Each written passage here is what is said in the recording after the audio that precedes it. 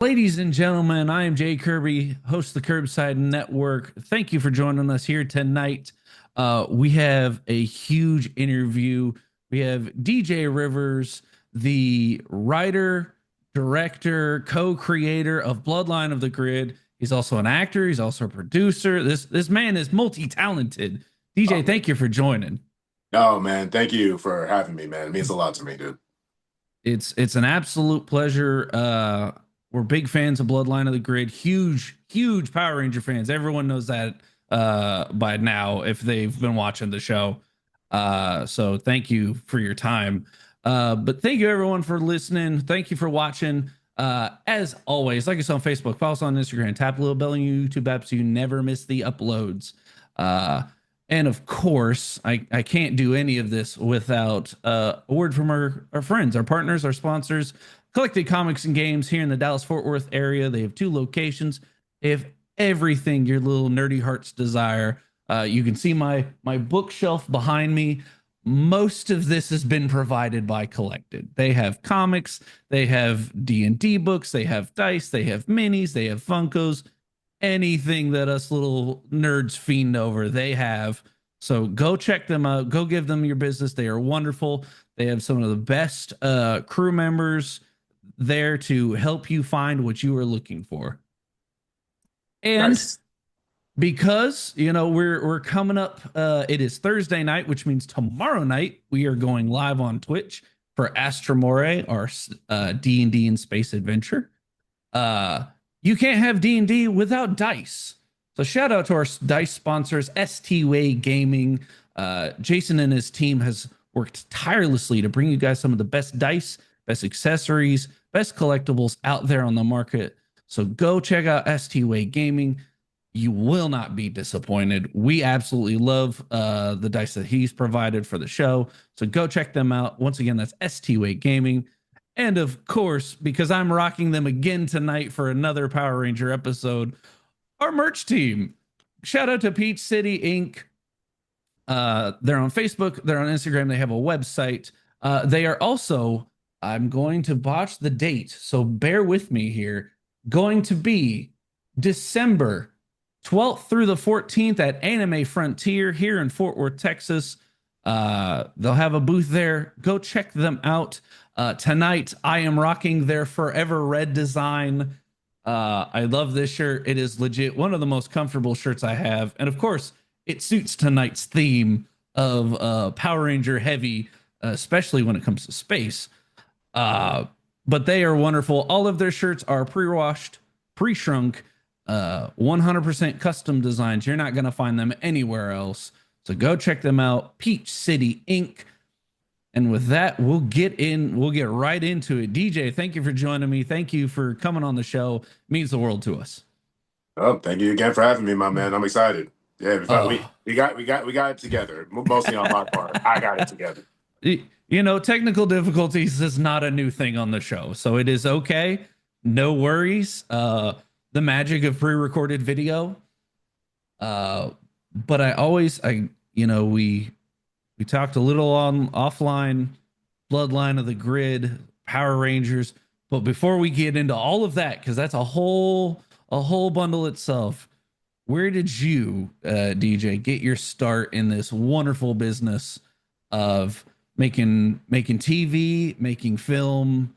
Where'd you start out at? Ooh, the entertainment question. Oh man. You know what? I'd be lying if I said I was one of those all my life I knew what I wanted to do type of individuals. That'd be a Mhm. lie. I've always loved film. I'm a nerd to the highest degree. If it was animated, if it was anime, if it was fantasy, sci-fi, I was into it, right?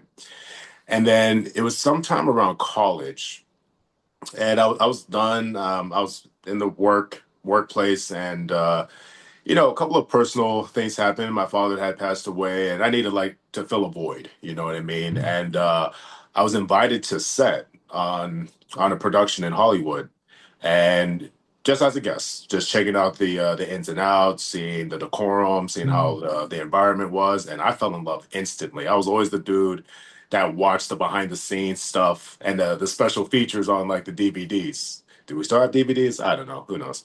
But I was always that dude that enjoyed the process, and really seeing it in person made it real for me.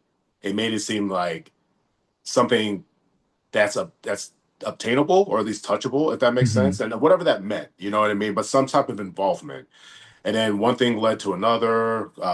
Really did my research into the acting field, made a lot of networking relationships. One thing led to another.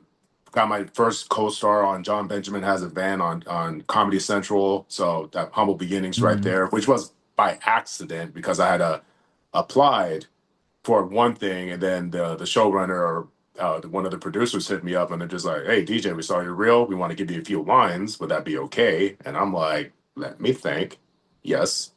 So, and then from then on out, just more relationships, more getting to know people. And LA is one of the biggest, smallest places in the world. You either know one person, by one person, 10 people that you don't know, but you do know secretly, Hmm. because everybody knows someone who's dated someone, who's cheated on someone, who walks that person's dog, who might be related to someone, who just got a show picked up. It's a weird melting pot. So I think that kind of answers your question, but I probably trailed off. That sounds about No, right. no, it definitely answers, and I get it. Um, DFW, especially Dallas, is very much like that for Sure. voice acting. If Mm, you right. met one Right. person at a con, then that guy knows somebody, and then that person knows somebody, and the next thing you know, you've met people from DBZ, you've met people from Attack on Titan, Right. you've met shout out to him because I'm gonna send them the link later. You've met your favorite video game character and become friends with his voice actor. You know Mm. that doesn't just randomly happen.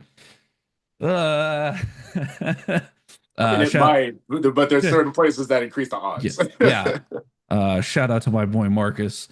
Oh yeah. But so you've gotten your start in acting.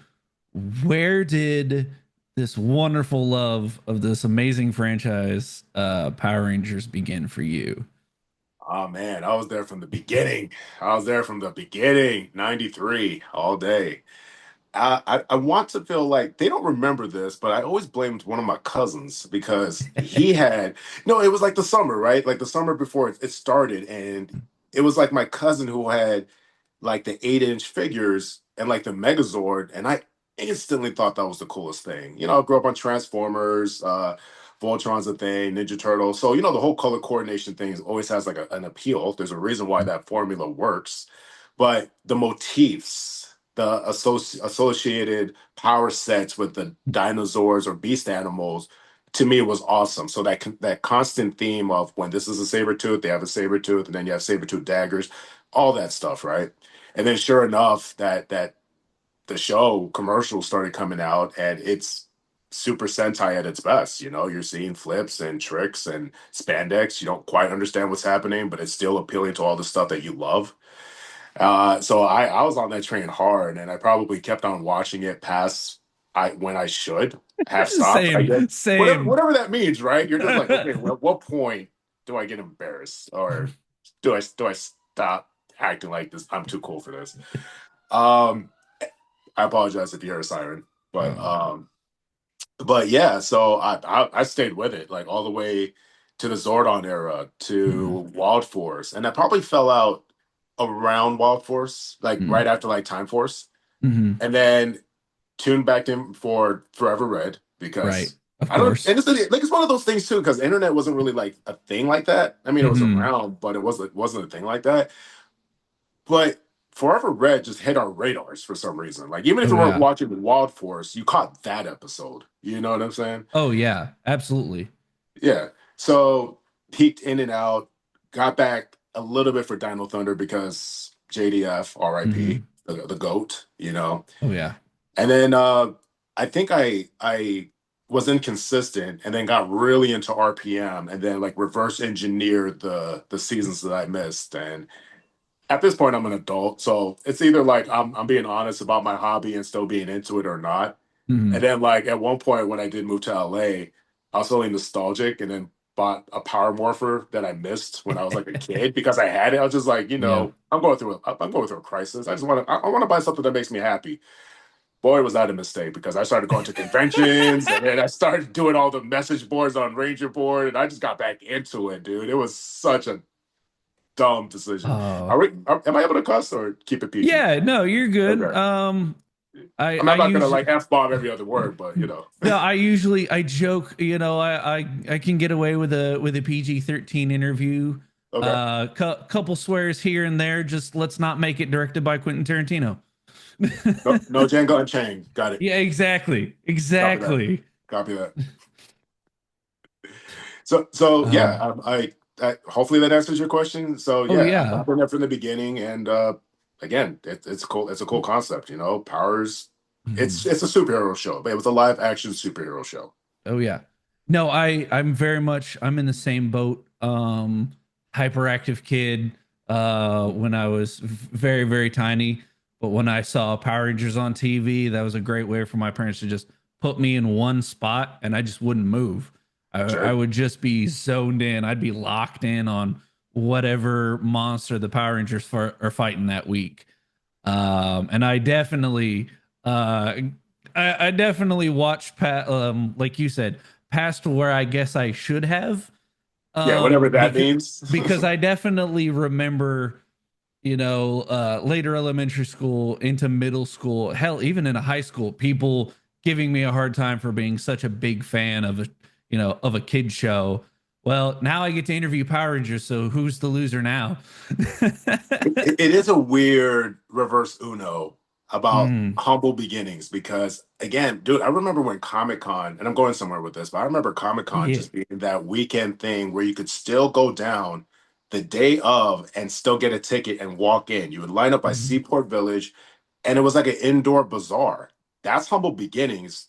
And then now Comic Con's one of the biggest events yearly. You know what I'm saying? Oh yeah. And being into Iron Man and the Avengers, I mean, obviously we're in the era where, you know, we're having premieres at the El Cap now because of how Mm, prominent Disney is in the entertainment world, where it used to be nothing but the Grauman. All the premieres were mhm. at the Grauman. Now we're living in a superhero world where 20 years ago, 30 years, maybe 30 years ago at this point, nobody was messing with Iron Man that way. Oh, definitely not.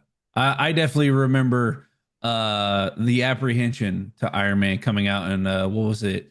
Oh, 08? Oh nine, oh eight. Yeah. The apprehension of like, oh, what is this? Oh, that's Robert Downey Jr. He was in all those movies in like the 90s and 2000s, and then it comes out and it's this massive success. Huge, And huge success. and now everyone knows Iron Man and everyone knows Captain America and everyone knows Thor when the theater was not packed when I saw the opening weekend of Iron Man. Like it Really? was Okay. yeah. I mean it had a decent crowd in it, but it was not, line out the door, everyone Sure. pushing and shoving trying to get in. So I think that talks a little bit about the cultural difference of what's changed in the past. Right. We'll just call it a decade, if not longer. Way longer, dude. Way Yeah, longer at this point. of I mean, just Endgame was like 20. Man, what was Endgame? That was not that long ago. Man, 19. yeah, I just remember it was like 10 years. It was like a perfect 10 years since like Iron Man. Mm-hmm. And it's been longer since that too. So I don't know. It's been Yeah. years at this point. Yeah. Sorry. Go ahead, man. No, no, you're good.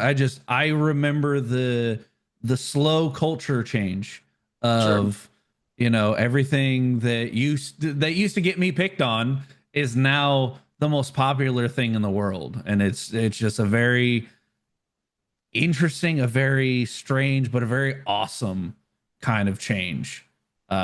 Especially when it comes to, our favorite franchise, Power Rangers. Yes. Yes. I remember when anime was really bootleggy subbed, and Yep. you might get 3 or 4 episodes on a VHS. I'm talking about Hmm. humble beginnings. And I used to watch what we had back in the day called the International Channel. So I used to watch all of the Japanese versions first without any subtitles. I don't know, man. Like we've come a long Uh, way as far as just everything just being connected. The world is a huge small place now because you know what's happening at all times. oh, absolutely. Um, But Power Rangers, yes. yeah, yeah. No, no, I'm gonna write us back into this because we'll just talk all night about nerdy stuff. Yeah, Um, yeah, we will.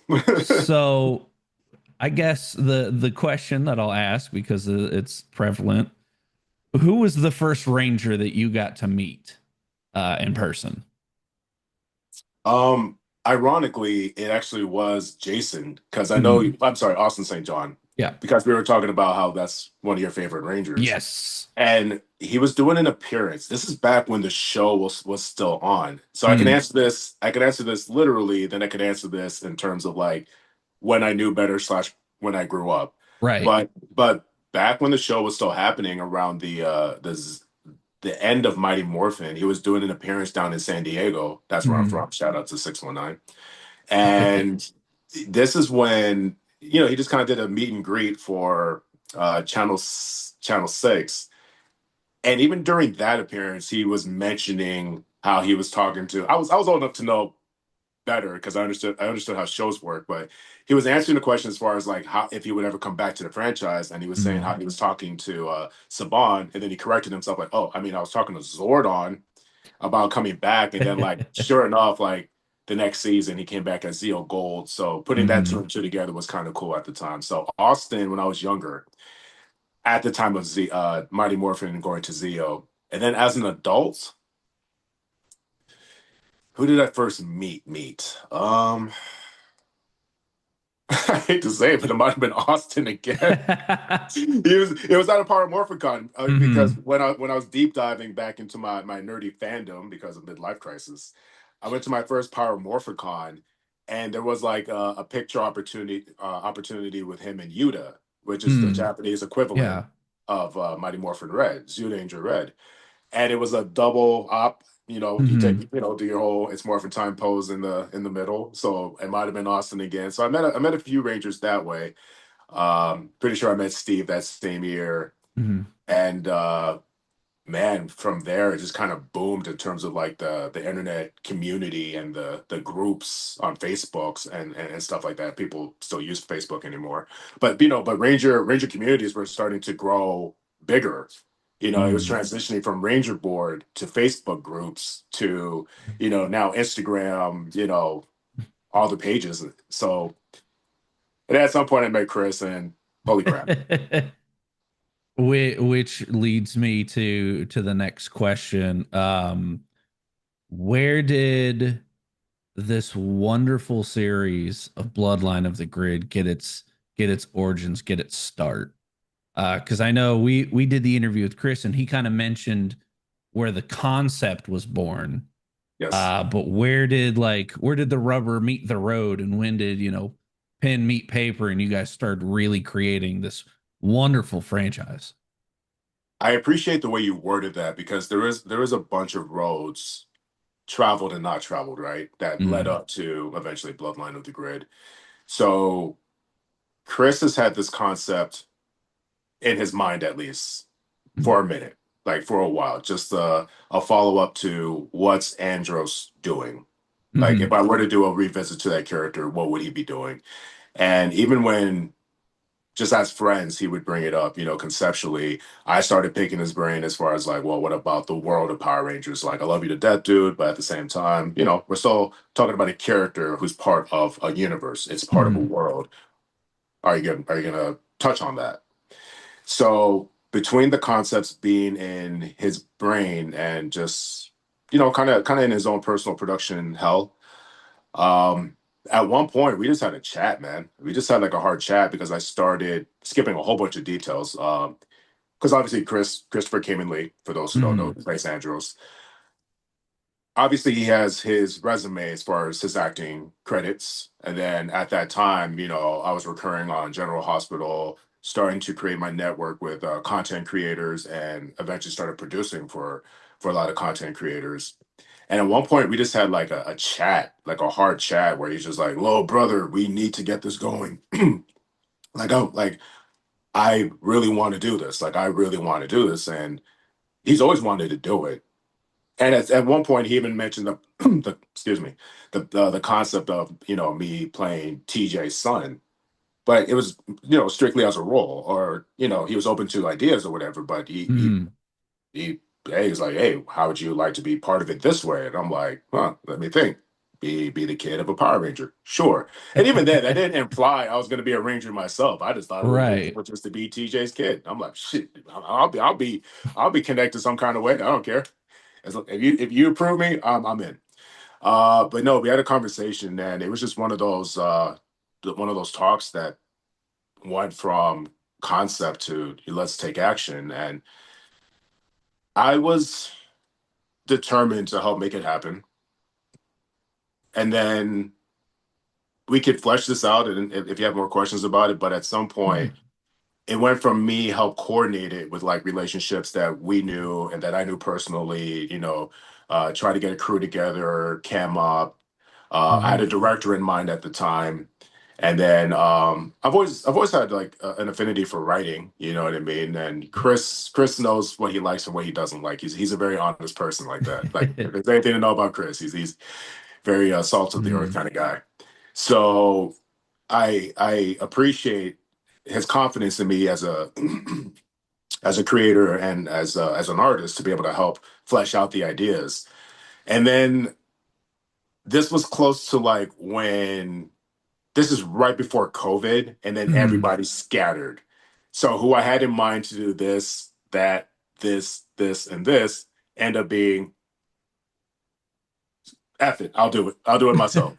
I'll I'll figure out the cam. I'll write it. I'll direct it. I was only supposed to direct the first pilot or Mm-hmm. teaser, and Chris will admit this all day. The first episode was just supposed to be a teaser. It was supposed to be something to get you excited, kind of like The Force Awakens, like, Mm-hmm. oh man, it's back. Like that feeling of like Star Wars is back, Not going to touch on whether or not, the sequel trilogy is your Star No, Wars or no, not, but not that's a whole gonna different go show. down that rabbit hole That's a whole different today. show. We just added another hour to padding on top of time.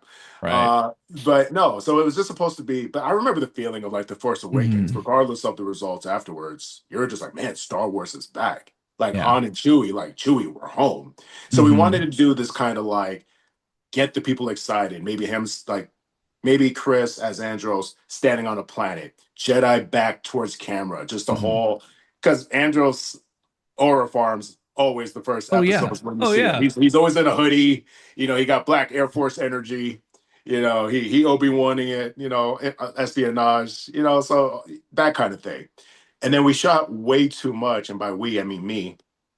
Um, so I was like, dude, we could probably make this into like a mini episode. Like we could actually make this into a mini episode. So we reached out to Nemo. We got Colin K. Bass involved because Colin at the time was already doing his own Ranger focus stuff, which was Mm-hmm. at the time, I want to say, First Ninja, and then he just started his Shattered Path series. And Mm-hmm. at that time, and I skipped this detail and I apologize, but at that time, part of the resources and pulling together was talking to Colin K. Bass because he had hit me up conceptually to play a Ranger in his series. And Really. then ironically, it aligned with the TJ character, which was already being developed by Chris and I.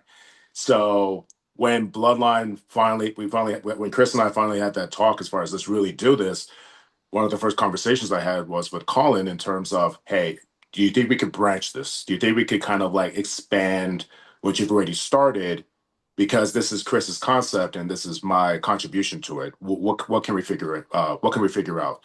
So between Justin Nemo coming back as Zane, Colin K. Bass getting involved, and us uniting forces, and then at the 12th hour, I asked Chris, hey, what's the likelihood that we can get Patrick David involved as Psycho Red? And he was like, yeah, I'm sure Patrick will be down. I could ask him, what do you have in mind?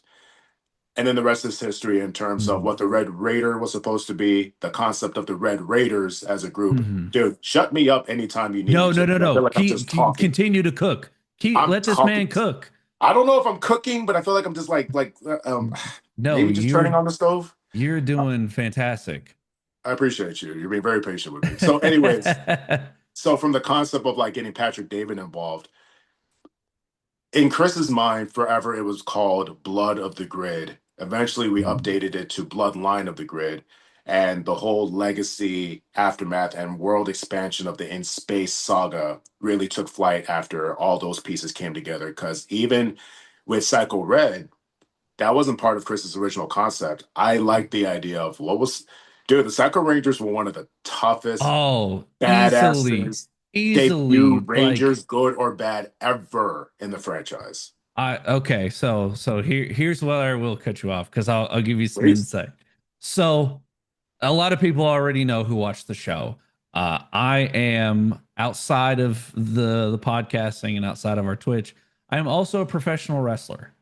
Mm, So my wrestling gear is straight up the Red Ranger suit. Like I have a singlet that looks like the Red Ranger suit. I have a vest that looks like the Dragon Shield, like that's awesome. straight up stolen from Power Rangers. I'm That's surprised awesome. Saban hasn't cease and desisted me yet.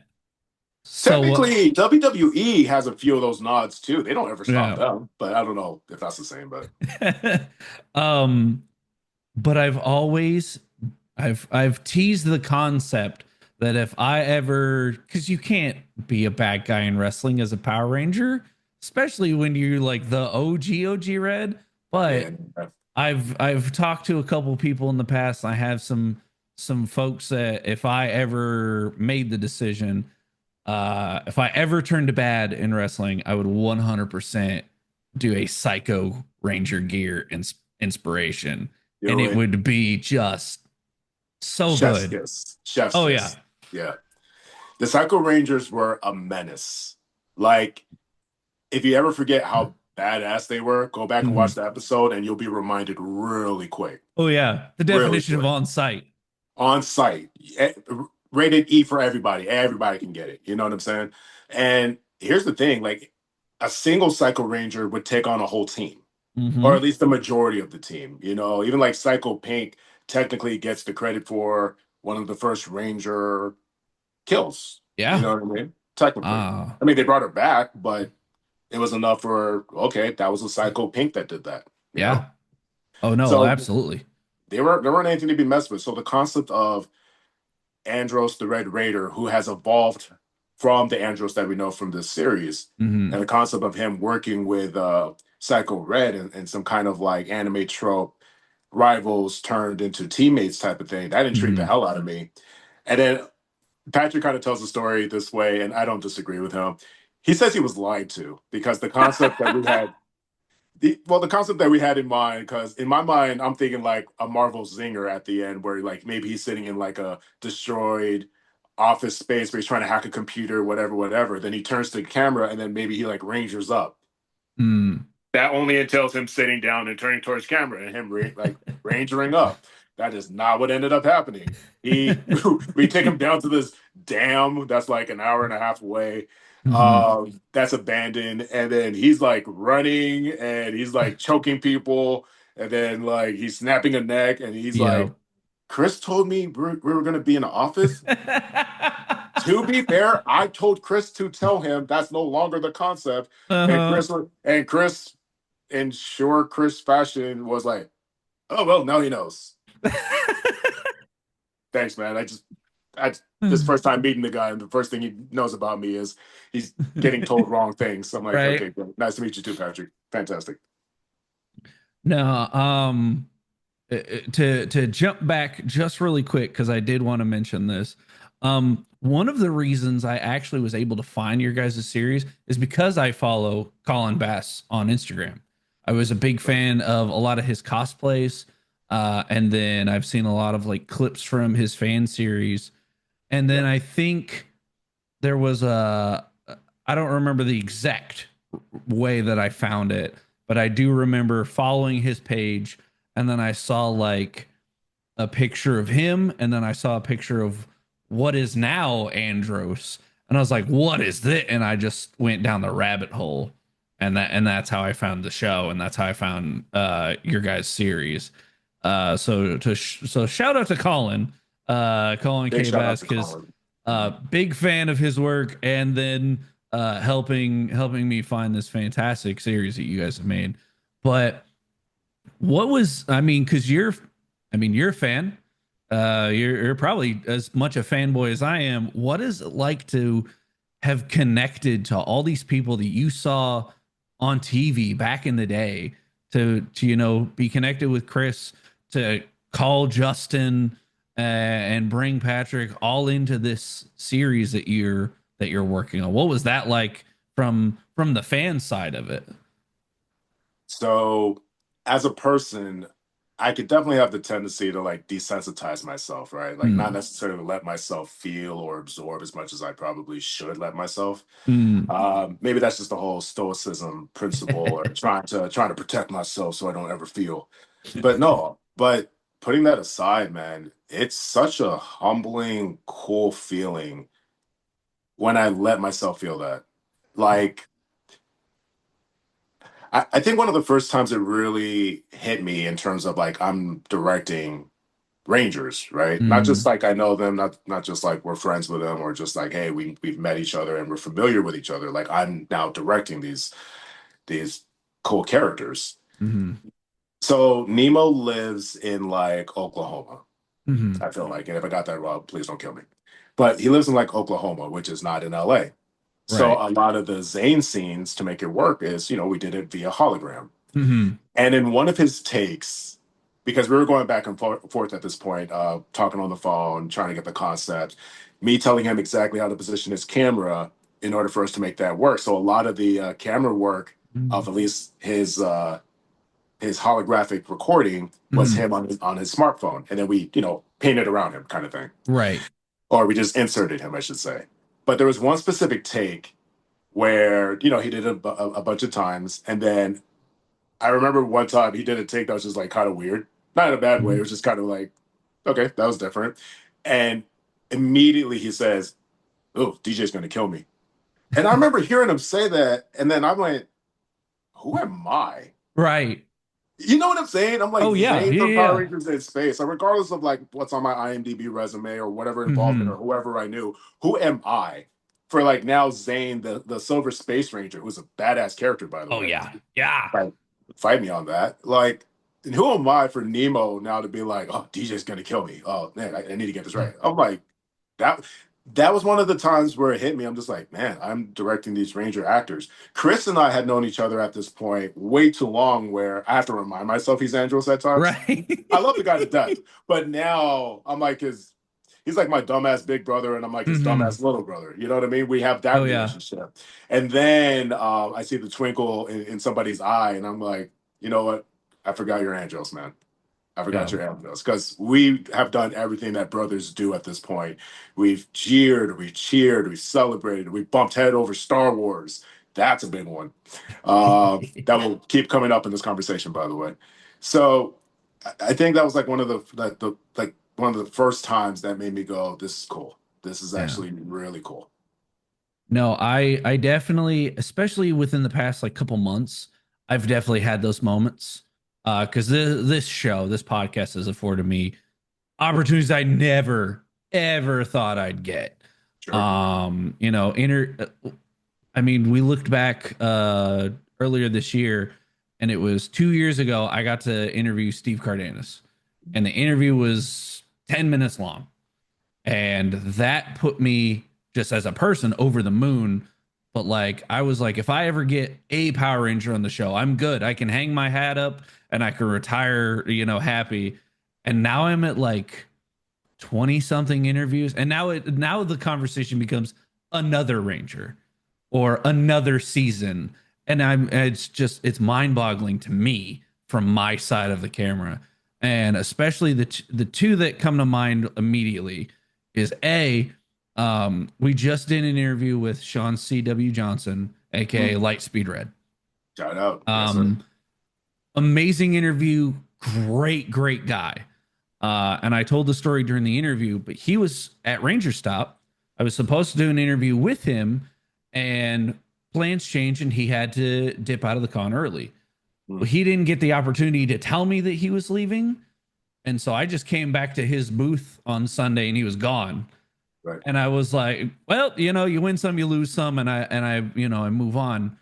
Well, then he messaged me to apologize that That's he awesome. that he had. Oh yeah, yeah, like Yeah. to apologize that, hey, I couldn't do the interview, and then I find out that he didn't remember what my show, so he reached out to a cast member to get my info to apologize to me, and I was like, you're a Power Ranger, you don't have to do that. Yes. And so that's exactly how I felt, like when you said with Justin, he's like, oh, DJ's gonna kill me, he's like, I'm directing a Power Ranger. I was like, a Power Ranger apologized to me. You don't have to. I'm nobody. So there's a couple of things to recognize here. Number Yeah. one, so now we're in a day and age where convention and access to actors, even Mhm. on an A-list level, not to put any Yeah, yeah, comparison, yeah, I'm no. just saying, like, but actors and productions are a lot more accessible. Even the crew people are more accessible. Like, there's Mhm. appearances with like niche appearances that there's a fan of. There's still going to be fans that show up for the person Yeah. who's just second AD on a production. Mm. But with that said, it still takes the initiative of you to make it happen. So I want to like recognize that on your Thank part, you. like you are still taking the time, you're still being proactive because it takes nothing. It takes something, but stay with me. It takes nothing to come up with the idea. It takes Mhm. everything to try.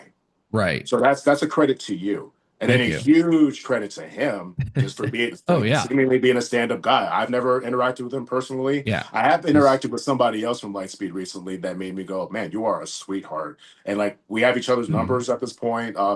I think that part's weird where my phone does have like Ranger actors. Yeah. I think, I, I've yeah, I've got a couple Rangers that I can message on Instagram and they'll respond, and I'm like, am I friends with a Power Ranger? yeah. So that kind of stuff is weird. Like even like Catherine and Nakia from like, Mighty Mhm. Morphin and Zeo, Yeah. like we'll throw a random message here and there. We'll send a text or talk shenanigans. Um, but Sasha Craig, Sasha Yeah. Craig Yeah. from Lightspeed She's Yellow. the one that gave Sean our info. Yeah, sweetest woman, sweetest lady. And I thought she was cool. She was a cool person to talk to. I mean, Oh so was yeah. the rest of them, of course. But I think because she's just recently come back, and I don't think Hmm. like the market has been saturated with her presence yet. I just thought that Hmm. was kind of like a cool, like, holy crap, you're a Lightspeed Yellow. Yeah. Okay, huh. And I'm texting you and your husband now. Fantastic, kind of cool. Yeah. Well, keep an eye out if you end up in one of his horror movies. Oh man, you know what? Horror's not my thing, dude. I mean, I'll do it. It, I'll it's do it. it's But as not a genre, usually mine, but but people love horror. oh yeah, I think me and my girlfriend, like, for like around Halloween time, we watched Tucker and Dale versus Evil, Sure. and the first scene is Sasha like being a news reporter. I was like, wait a minute, we know her, we've seen her. It is kind of fun to um see like Rangers you haven't seen for a while. Yeah. right. But jumping, it's just wild that you've gotten to interact with rangers that you've grown up on. We've gotten to interact with rangers that we never thought we'd have access to. So it is just a dope moment as fans. Um, but now I'm gonna get a little spoilerish here. So Spoiled. we've seen uh episodes 1 and 2 with so many callbacks and cameos from other Rangers. We had Beast Morpher Red. You and I'm gonna ask this question after, but you got Justin to come in person. You had I only know him as Carlos. I don't remember his name right now. You got Roger Velasco. thank you. I was just like it's Carlos to me. That's all it is. But you got him to come back for the show. Um, what was it like for you writing some of these characters and bringing some of these Rangers into this show and getting connected with them like that? Surreal once the plane lands. And what I mean by that is a concept is a concept until going back to my other point, which Hmm. is a concept is a concept until you execute it, right? Or at least you do it. You don't celebrate the touchdown before you get the points on the board. once you get the points on the board, you're able to Mm-hmm. celebrate. So conceptually, and everyone has lives, Mm-hmm. everyone is busy, everyone has their priorities. So conceptually, it's always evolving based on accessibility and achievability. But once we get on set, and now they're saying the dialogue that I wrote or we wrote, that's pretty cool. But one of my favorite parts is the editing process. It's a Mm-hmm. love-hate relationship because, and I'm sure we'll talk about this later, but like for instance, episode 3 should have been out a long time ago, and life Mm-hmm. happens for all of us, Oh yeah. different parts of the pie. But during the editing process, and you're creating your assembly of dialogue where you're seeing Carlos talk to, Andros again, Mm-hmm. and then you see Andros have a conversation with, and for those who are really online, and I don't care if people come across this and hear it, but like this person's in the next one, but he's seeing Andros talk to like Taylor from Wild Force, Mm-hmm. that kind of thing. And then another possible spoiler, not really because it's out there because they posted it, that I haven't really been pushing it. Like for instance, seeing this one made me go, okay, this is like really effing cool as a fan. Seeing Andros and Ashley talk again. Yes. Yes. That's Because Tracy uh, mentioned it very briefly to us at a convention when we did an interview for her. She sure. was like, she's the reason we know that episode 3 is coming out because she talked about that she had already filmed some stuff.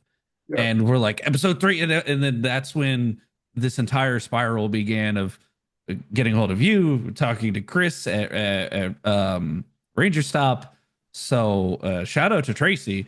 Shout out But to Tracy and all the of them. fact that we get Andros and Ashley again is just such a cool thing. And I have no context outside of the fact that she's in the episode. So like I'm sitting here kind of geeking out, seeing like I want to know what's gonna happen.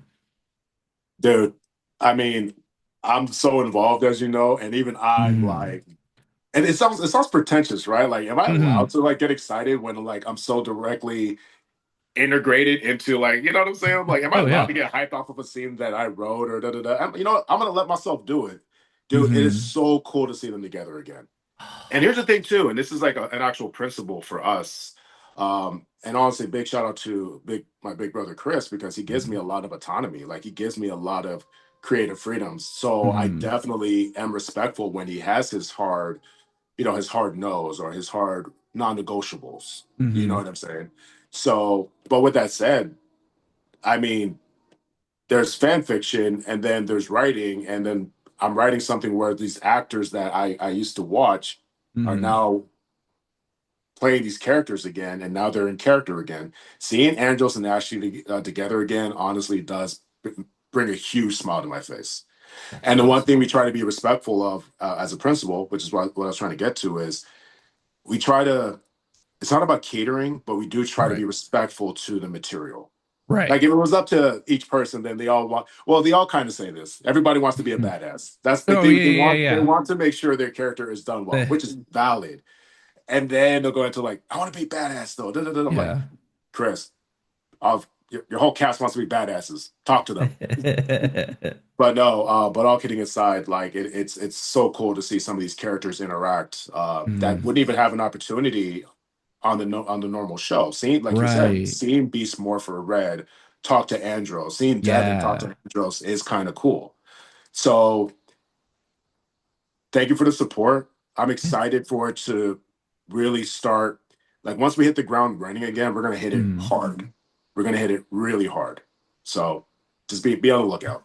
Oh, definitely. So, uh, before I go into the more of the production, more of the shameless self promoting, because I was raised on pro wrestling. I'm all about shameless self promotion. Fair enough. Um, what can we expect without too many spoilers?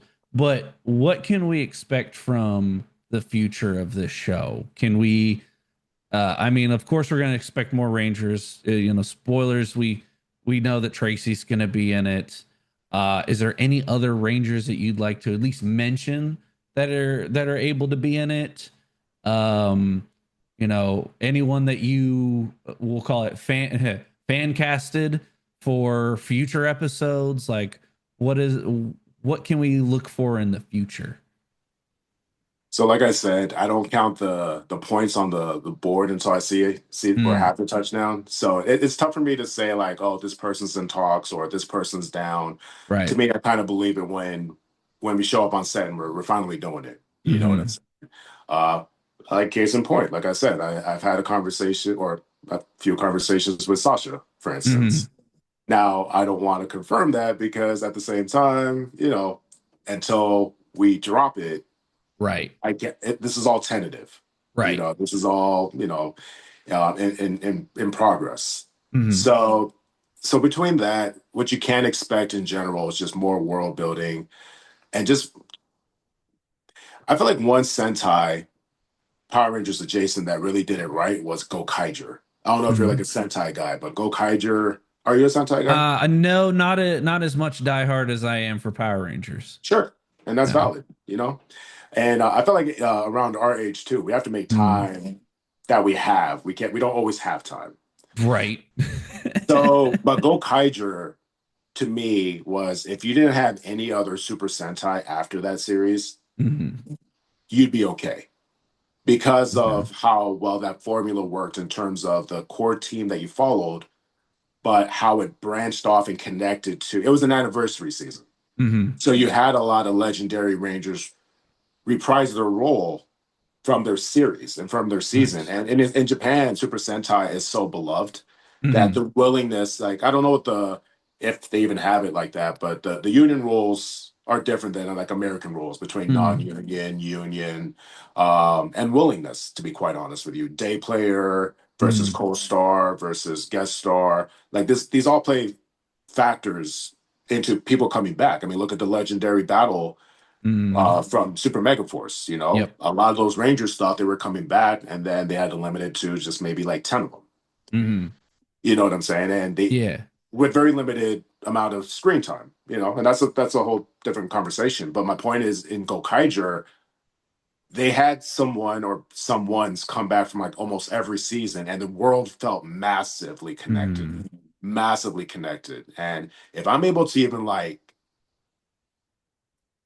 do 10% of that impression that I get from Gokaiger, then Hmm. I'll be a happy camper. But no, just a lot more world building. And honestly, I want people to I want people to have the same excitement just to see interactions that you'll never see before. Right. And no, and speaking of that, and speaking of the interactions, maybe it's a personal niche, but I really respect the idea of all of the we'll call them the new Rangers. Right? I really loved the concept of the Turbo Red, Space Red combo.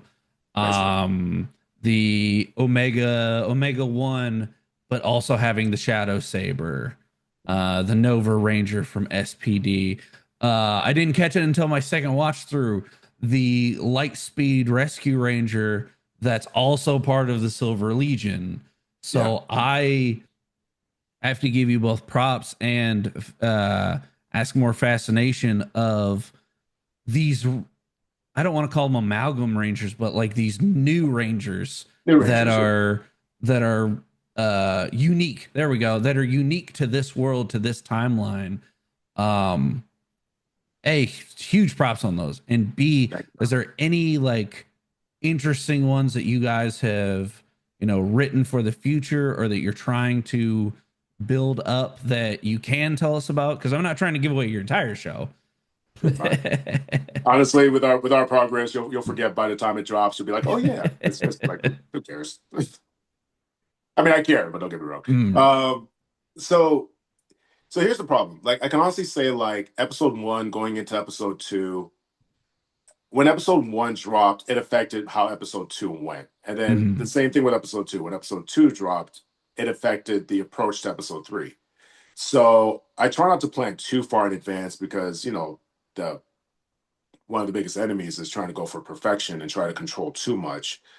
So there's concepts, there's tons of concepts now. Mhm. Whether or not it lends itself to be able to execute some of these things depends on time availability and Mhm. willingness. You know what I mean? Like I would love to see a next gen. Like I love the Magna Defender, right? Like I would love to see Yes. the Magna Defender.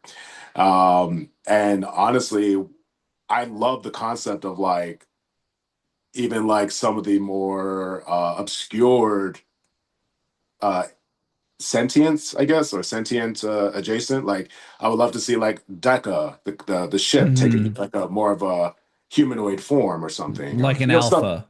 Yeah, an alpha or Yeah. something like that. To be honest with you, specifically alpha, I think Yeah. alpha deserves its dues as far as rangering up. Yeah. Things like that, things like that. And so there's concepts all over the place now, whether it lends itself for that opportunity. Because here's the thing too, we've just taken a very long time. We have, Mhm. and that's not a blame thing. There's reasons, there's specifics, but once we really get things shifted into gear, shift into turbo, my bad. Uh, Waka waka. But like once we really hit the ground running again and get to our flow state, mhm. you know, one, it'll be faster. And then Yeah. two, we have to have an I don't want to say an end game in mind, but there has to be a goal. You know what I'm Right. saying?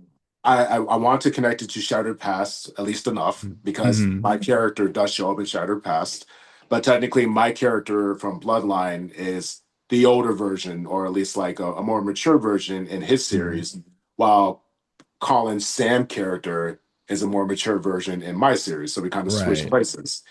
So things like that. I definitely want to play off Andros's relationship with his father, Ecliptor, which I think is a cool Mhm. concept. Oh It's just one of yeah. the, which I think is just one of those things where Ecliptor is one of the best villains of all time, Mhm.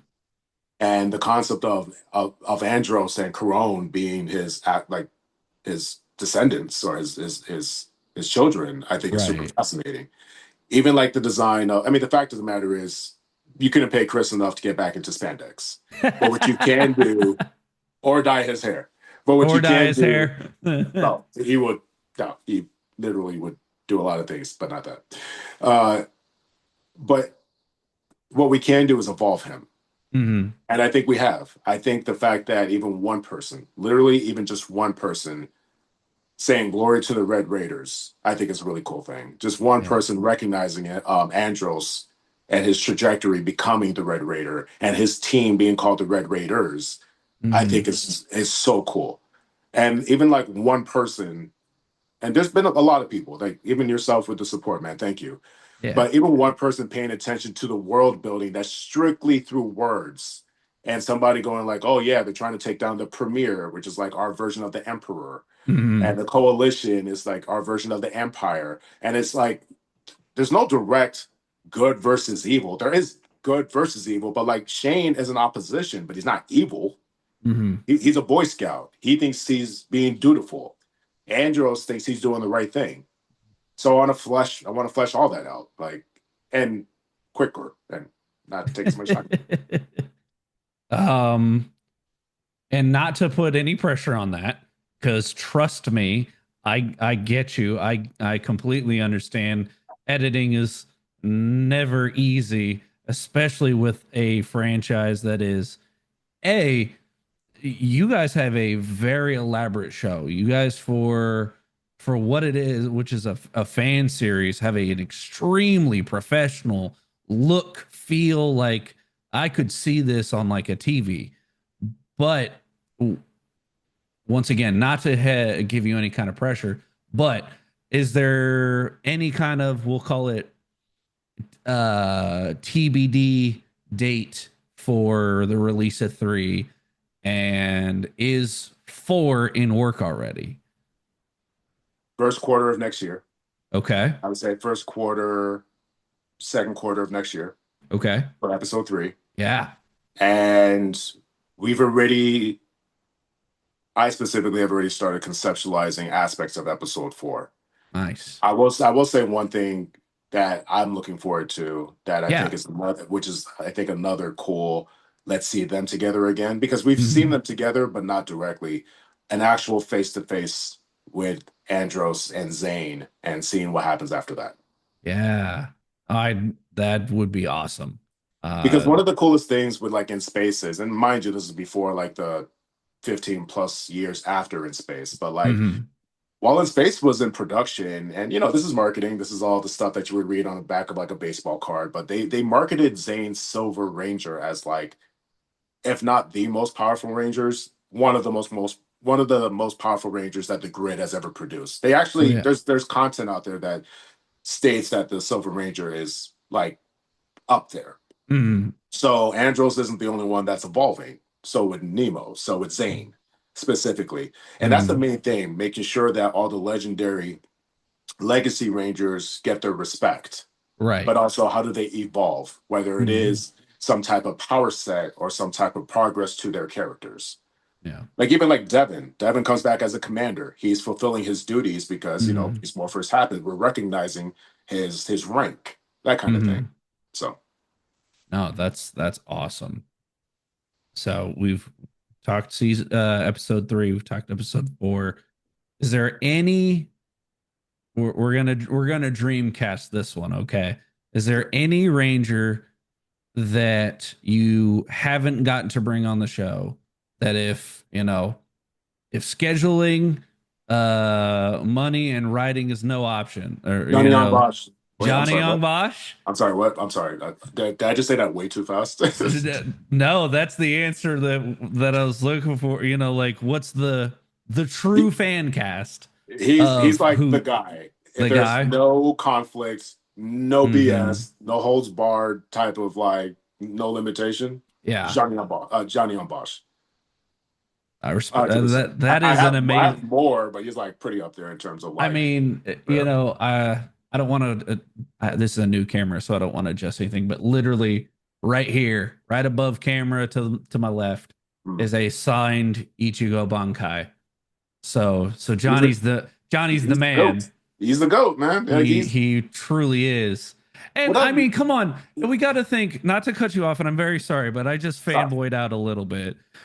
But come on, it's a sequel to Power Rangers in Space, and Adam coming back for, I mean, my favorite episode of Space when he helps Carlo Strain. Always a Like, chance. Mhm. yeah, like come on, is that not perfect?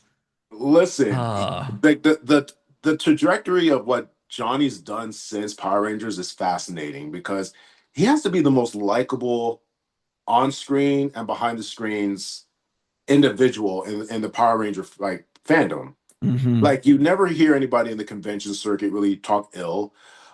Because again, we're talking about how many seasons now? Like 20 plus, 30 plus? I don't know. Easily. Right. But each season comes with a new cast. So that's like an Mm. instant 6 plus people, not including supporting characters. So Yeah. when you get to these conventions, we're not talking about just like a retro appearance where like the same cast were there for like 10 years and then you Mm. come back. We're talking about maybe two casts that were there for like maybe 3 to 4 years and then a new team every single time. So that's a lot of bodies Yeah. because you're getting 6 member team every single outing. So these Right. conventions are getting more saturated. The new season Mhm. and more saturated. You may know the new season. You may know the older season. You may not know the older season at all. So with that many people, and Johnny is still highly regarded by like everybody, he's doing something right. The dude's a family man, successful voice actor. I think he's personified anime voicing where anytime you get that raspy voice and you hit Bonkai with like the gullet, you know it's freaking Johnny. Yeah. Yeah. Nah, I appreciate his career and also I appreciate him as a person. That's amazing. So I'll start to wind us down here. Outside of Bloodline and outside of appearances that you're making, are there any other projects you'd like to give some love to, give a shout out to, especially if like I was texting you right before the show.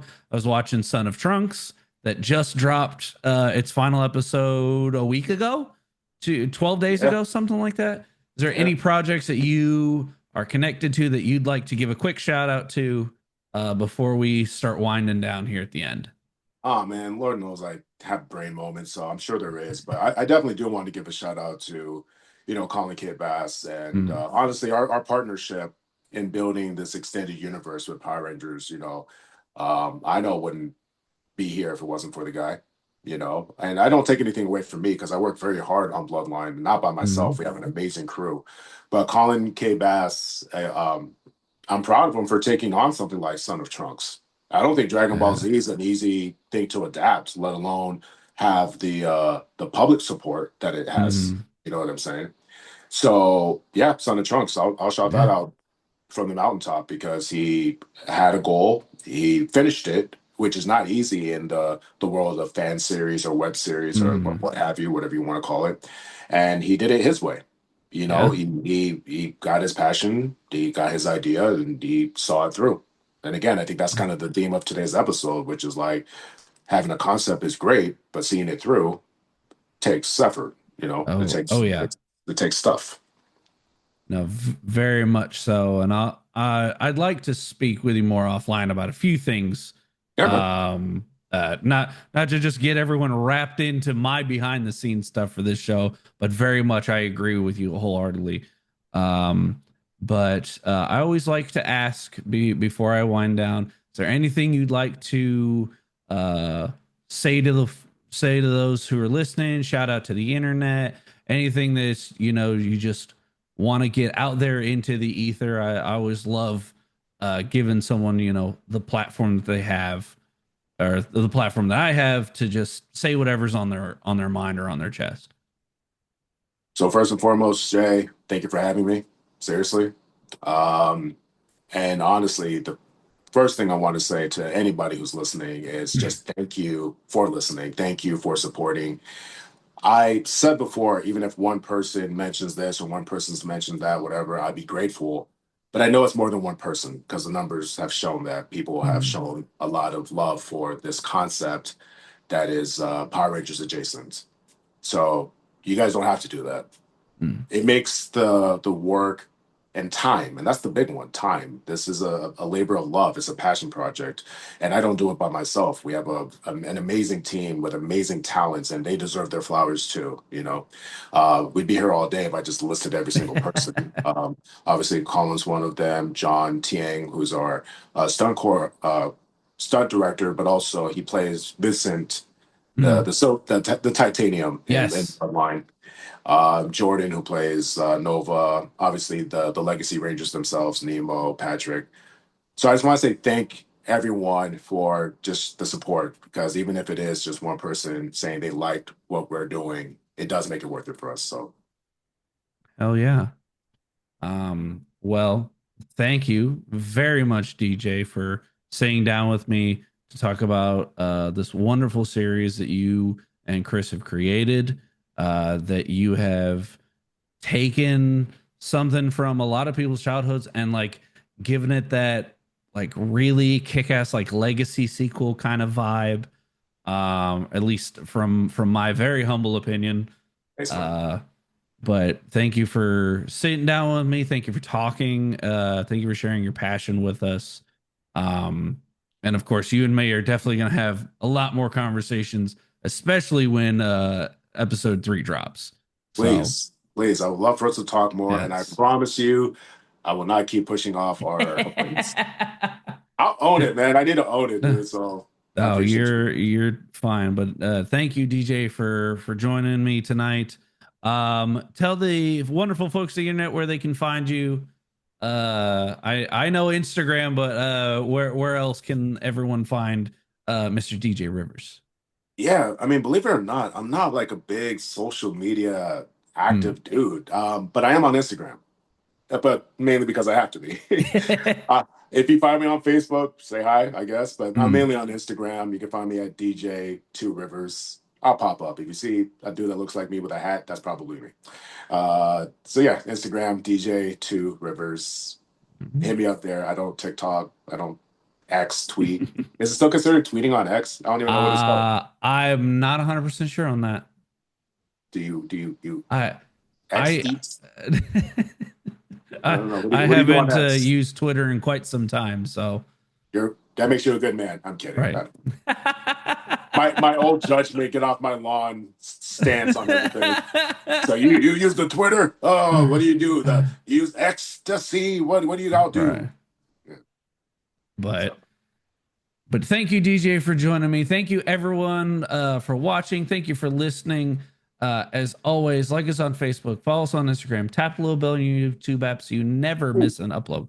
I am so sorry. You No, guys no, have what you got? What you got? so again, much love to the Power Rangers Extended Universe. We had decided to try to give Bloodline its own consolidated space as well. So, Cool. which is why we have our own platforms for Bloodline specifically, which is still part of the Power Rangers Extended Universe. So you can look us up on Instagram currently at official Bloodline Creations.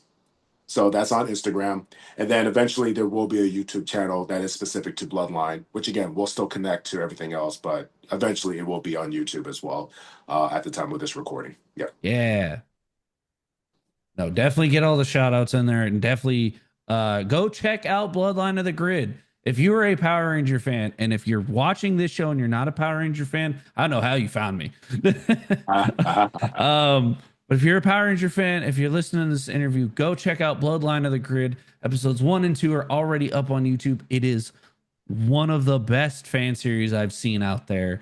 They have such a respect for the source material, such a respect for the fandom itself, and Rangers from the past coming back to their old characters. It's everything you could ask for. So check out Bloodline of the Grid. Thank you, DJ, for joining me. Thank you, everyone, for watching. And thank you for stopping Kirbside.